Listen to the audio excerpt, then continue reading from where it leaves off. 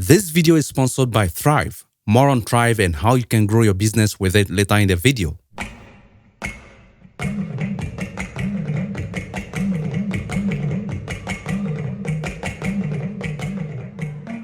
With Justin Bieber as a featured artist, Wizkid released a remix of his excellent song Essence in the summer of 2021.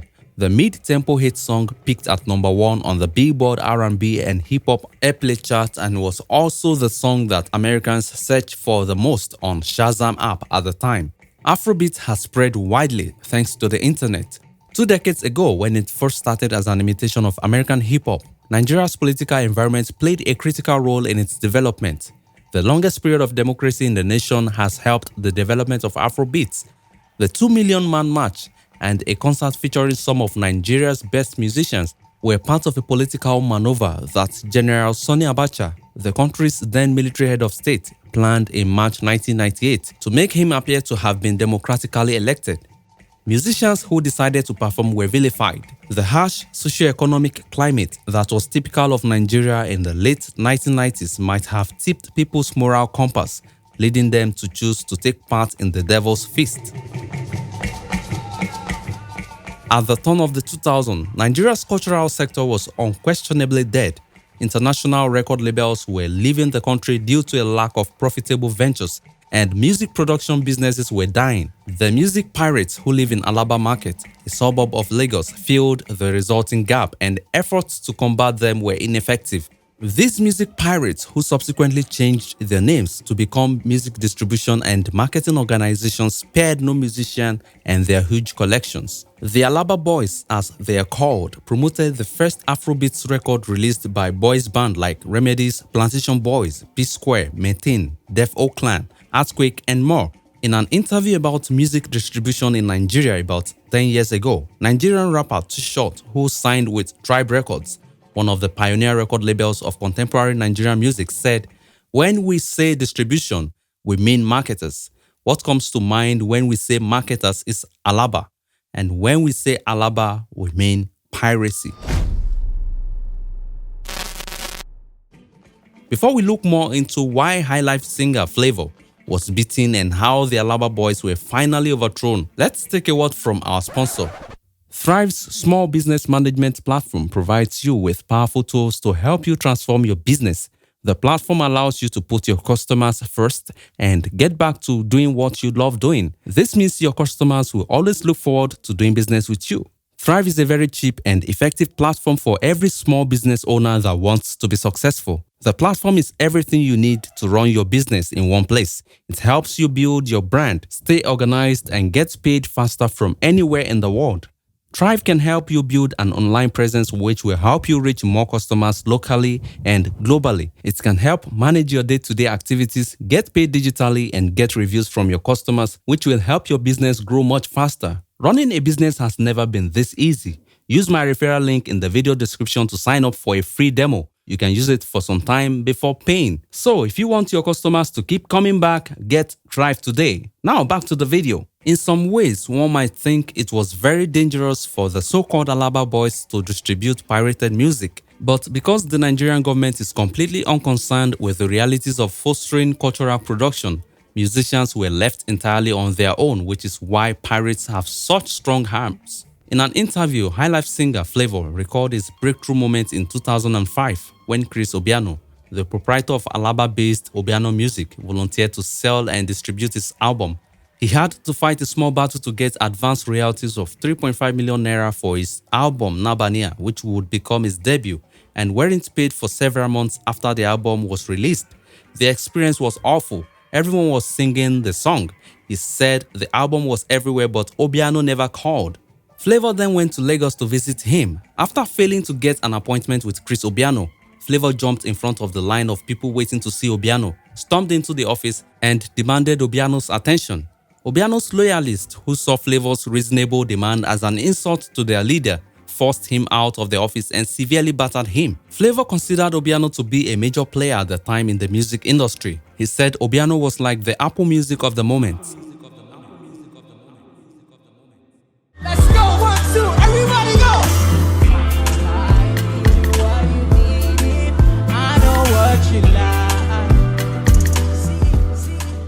You're probably still wondering how Afrobeats broke the grip of pirates who were passing themselves off as marketers. Well, the easy response is 15 years of widespread use of internet and proper technology. Internet and smartphone use grew widespread in Nigeria after the introduction of GSM technology in the early 2000s.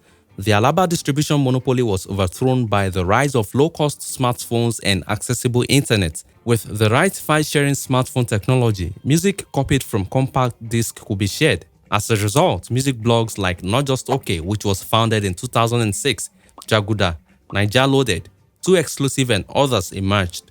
With the diaspora of Africa's renewed interest in the developing genre, these blogs, which were first interested in exhibiting the emerging music, evolved into platforms for downloading new songs. Despite being prohibited under the Digital Millennium Copyright Act, peer-to-peer file sharing was popular at the time and was compliant with this law. Afrobeats has become a crucial component of social media because, in addition to delivering new music, blogs also sparked celebrity gossips, which encouraged community involvement and spawned divisive internet-based fan clubs. Artists that were not signed under any label seized these opportunities fast, going straight to the blogs to promote their music and even paying a fee in the process.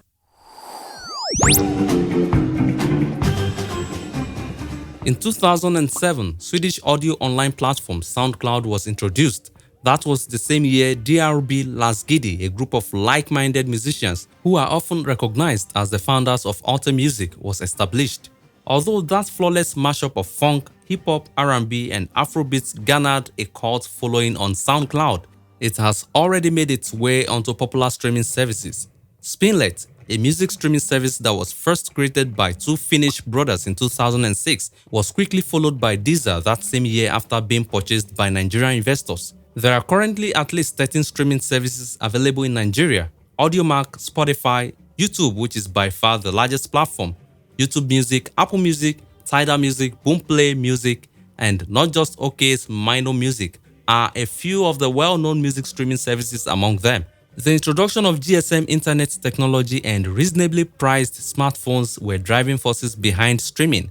Nigerians had no idea they wanted streaming until they got it. Finally, the Alaba model was eliminated because it had become challenging for the artists themselves, but streaming platforms have created new experiences for artists and music consumers. This is especially true when one considers the launch of Boomplay Music in 2015, nearly a decade after the emergence of online blogs and the resulting crack in the Alaba monopoly. The Boomplay Music app is pre-installed on phones made by the Transion Group, which also manufactures inexpensive smartphone brands like Tecno, Infinix, and Itel.